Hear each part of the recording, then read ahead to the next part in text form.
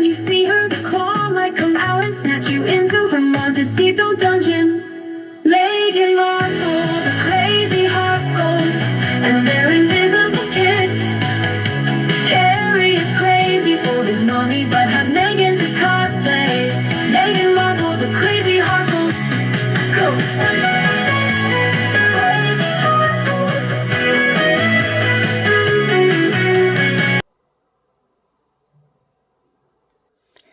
Hello, hello. Welcome to AKOW's Tabloid Talk, everybody. I'm very excited about this one. I found an article that was just very interesting with what's going on right now. So anyone who's completely brand new here, my name is Lara. These are my shorter videos that I do. I have one I do usually once a week. I try to do once a week, a longer one. But this is going to be my shorter ones. And what I do is I go to the past, get an Enquirer article, and read it, see what it says, see if it's close to what it, going back in time. And then I find an MSM article at the same day, and I see how far apart they are. I love it. And then we have a funny at the end, of course, and a clip in the middle. So let's just get to it. Okay, guys, I think you can tell why I picked this one. I chose the Enquirer, if anyone doesn't know, because, well, it's my favorite. And it is the closest to the truth, actually, that I've found. And it was actually nominated for a Pulitzer Prize for its journalism. So, I don't say everything is correct, of course, but you'd be shocked at how much more correct they are than MSM.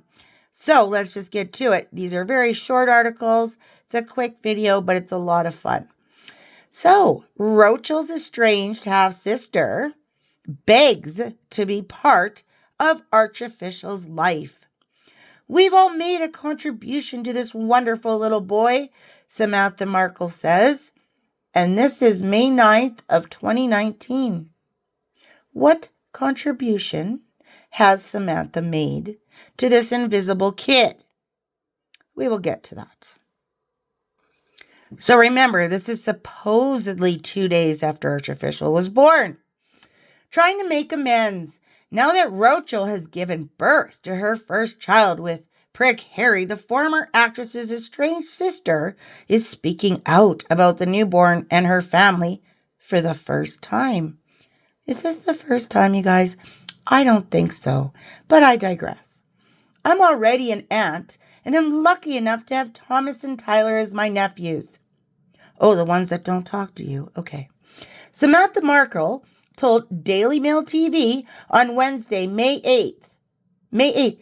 She waited, 24 hours? Okay. I spent a lot of time with them when they were babies, and I love them. Family is family. Okay, babies? What about the rest of their lives? They're babies for a short time. What I think is incredible is that it's a great moment historically.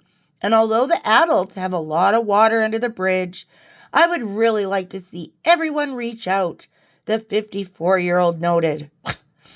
We've extended the olive branch, and now it's Rachel's turn.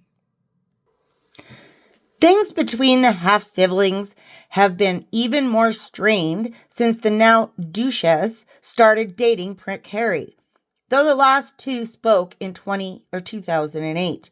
Samantha has slammed both her half-sister and the royal. She even penned an unflattering tell-all titled The Diary of Princess Pushy's Sister and compared the Duchess to Cruella de Vil.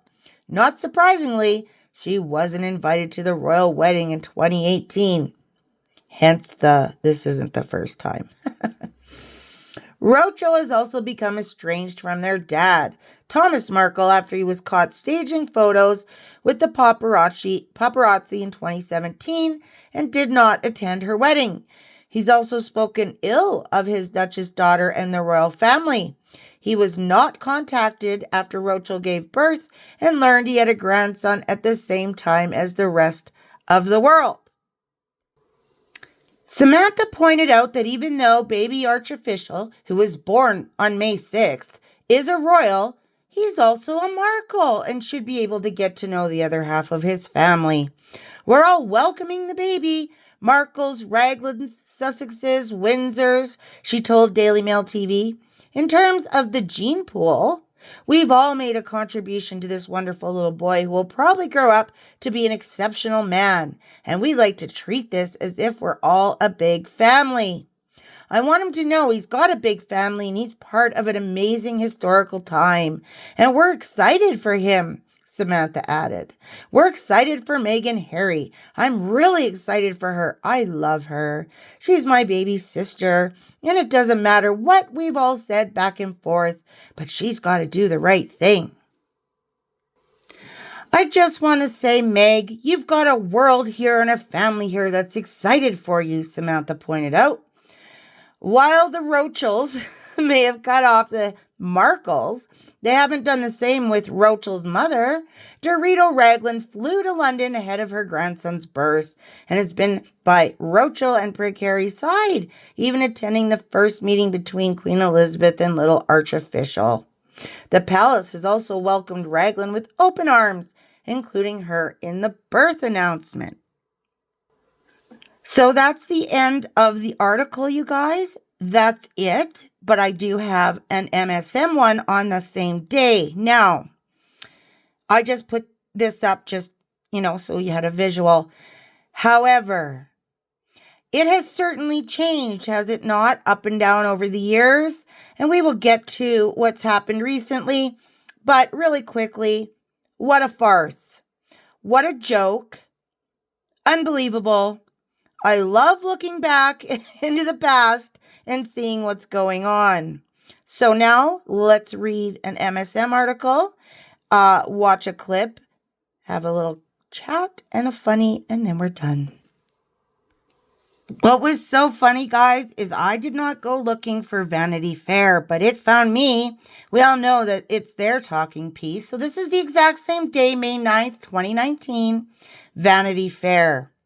Rochel's postpartum photo call was subtly radical. She was glowing, perfectly manicured, and in heels, but she also looked as if she had actually given birth to the baby she was proudly presenting to the world. Yeah, you just wait. The royal family welcomed a new member this week, Archofficial Harrison Mountbatten Windsor, son of Rochel and Prince Harry. The couple stepped out together for the first time on Wednesday. Baby Archofficial swaddled in a blanket and hat in Harry's arms. Harry wore a light gray suit and a slim navy tie. Rochel wore a chic white sleeveless trench dress, nude heels, and a totally normal postpartum body. Yep, that's actually what they said, guys.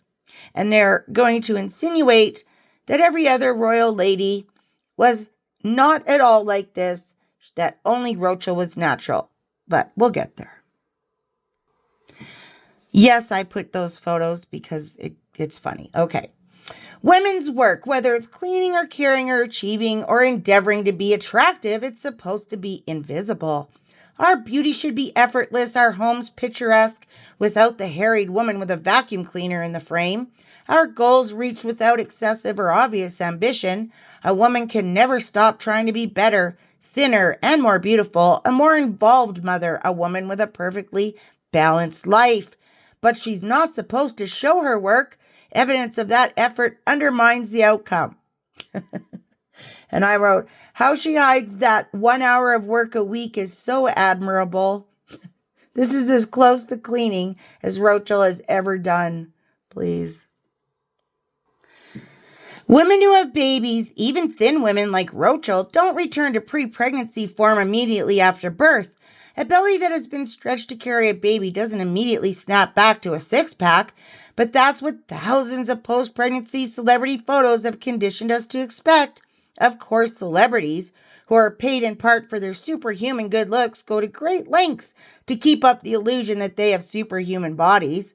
But so many images of postpartum women who look just like they did pre-pregnancy send the message that there's something unattractive or shameful about a body that still exhibits a protruding belly, soft arms, and swollen fingers. It sends a message that there's something unattractive or even lazy about a woman who has just done an extraordinary, physically demanding, and too often deadly thing.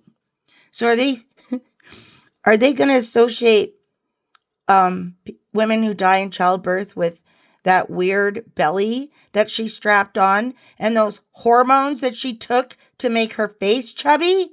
Please. You guys, you can so tell Rochelle told them this shit. Appearing camera ready with a new baby was non-negotiable for Rochelle, who as a member of the royal family could never make a normal woman request, like spending even a few weeks in sweats.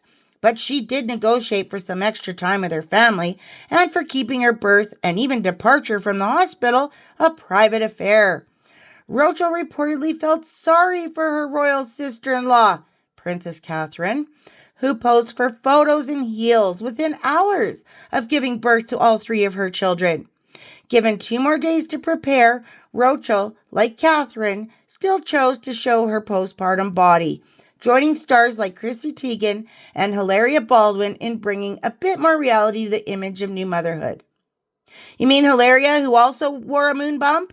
Oh, okay. And Chrissy, who said she had a miscarriage, but she actually had a forced one, if you know what I mean? Please. Rochelle, as a biracial American divorcee, is by her very existence breaking all sorts of royal family norms. It's one reason why many of us who don't give much of a hoot about the royal family adore and admire her. She's also been subject to all kinds of racist, sexist, bigoted attacks, and every public move she makes has to strike a balance between her own values, feminism, and privacy. Oh my God, this is such a joke. The usual demands put upon princesses that she's not a princess, and the unique burdens she carries. In a role where the bar is already sky high, she has to be an extra perfect, which is part of what makes her appearance polished, beautiful, but real. So great. OMG. Almost done. Some women hire glam squads to come to their hospital rooms to do hair and makeup for their very first photos with a new baby. At least one had her hair and makeup done while she was in labor. Let me tell you, that wasn't Princess Catherine. She did her own hair and makeup.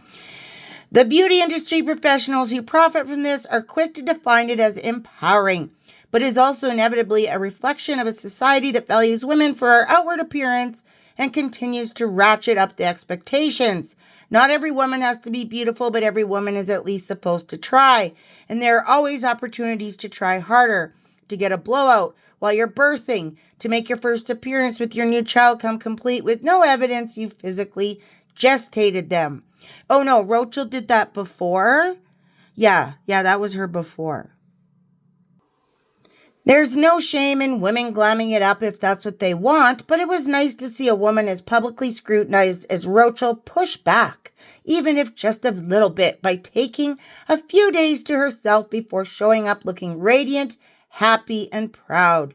No, she looks scared stiff. Sorry. Okay, guys, I got some other stuff to show you here. Real quick, this is who they're talking about, right?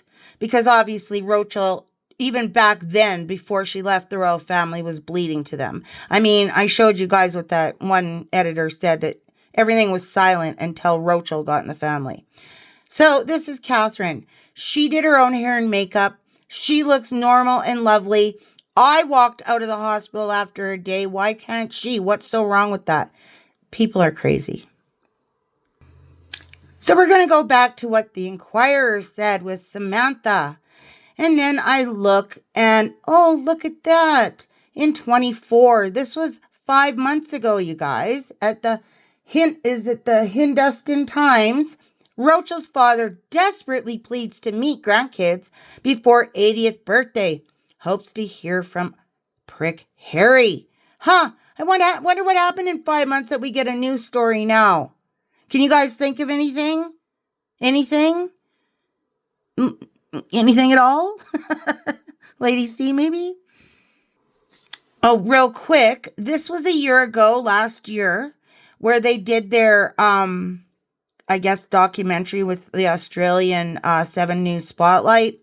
It says, Rochel's fractured U.S. family pleads for reunion with Rogue Royal. I said this didn't work, so what? A new narrative? And you guys, my last show, I had a clip of this in there to explain the whole Samantha wheelchair thing, but I'll get to that in my other show. I just wanted to let you know that this was the clip. And of course, I'm sure we all know 3 days ago in Dan Wooten Outspoken, guess who was on there? Samantha. If they used a surrogate, admit it. So, I'm going to show just a small little clip of that because it's quite... I'm speechless. It never happens, you guys. Have you discussed it with your father, Thomas? Yeah, he said the same. He said the same thing. I don't believe, and he doesn't believe that there are kids, because you don't yank around and use alleged children as pawns so much. We're only going to let you see our children if you behave in a certain way, and we can control the landscape. I mean, it was like really sick and contrived, and I think he got to the point where, excuse my French, BS. This is not how you treat human beings about something so special and so important as family, whether it's the line of succession or genealogy, and the ability to see, quote, grandchildren before you pass away. A lot of family members want that. If just to be able to have a point of reference, write something down in the family memoirs that, here's another addition to the family. So I think it's been a very cruel game, and I think he accepts it. And he even said, we've seen this much of this kid. So this didn't give you guys a clue, Markle family? This didn't give you a clue? Nothing?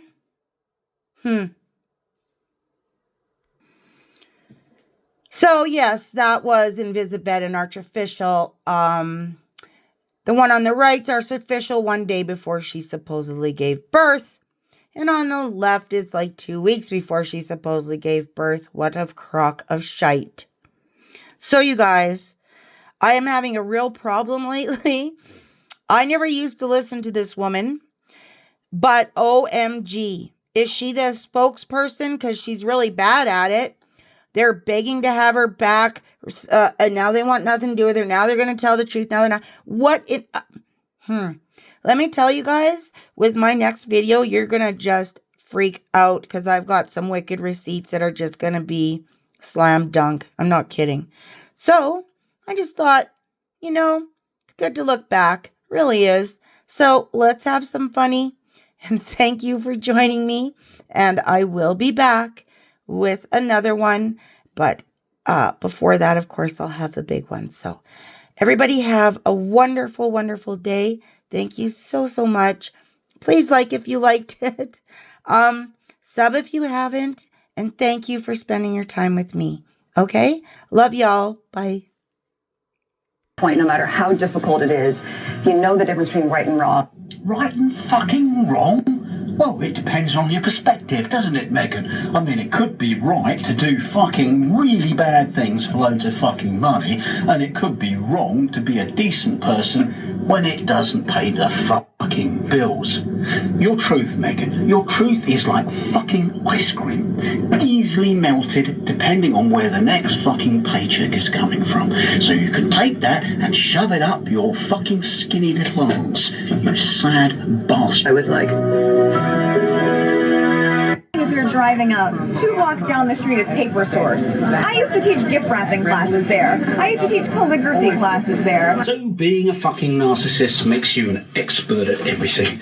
Meghan Markle, calligraphy, fucking wrapping paper. She speaks 87 languages, is known in 14,000 different galaxies across the universe. Only last fucking week, she went to a local Catholic church of Mary Magdalene on her motorbike, and she fucking fed the congregation of 5,000 with 1 cheeseburger and some fries. Let me sing from heartache, from the pain, taking my message from the veins, speaking my lesson.